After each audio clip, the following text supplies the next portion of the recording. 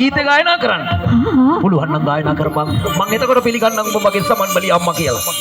එදා පුංචි කාලේ මේ සොරොල්ල තියාගෙන මං ඔබව නැලුවා. ඒ නලවනකොට ඔබ ආශාවෙන් අහගෙන හිටපු එක ගීතයක් තිබුණා. ඔබ නැලුනේ ගීතයට විතරයි. මේ ආපන් හොඳයි ගායනා කරවනම් බලන්න. සොරොල්ලේ ඉඳන් නැලවෙන්නට මගේ කුමාරයෝ මොකද ඉන්නේ? මේ කාන්තාව මේ ගායනා නැලවෙන්නට මගේ කුමාරයෝ එතකොට මේ සමන් බලි අම්මා කියලා. මගේ පියාණන් කියපු කතාව.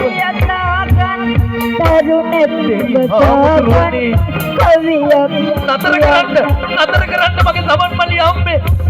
අනේ මට දාස්වාරියක් මගේ පුතේ මට සමා වෙන්න මගේ රත්තරන් ඔක්ක මට සමා වෙන්න.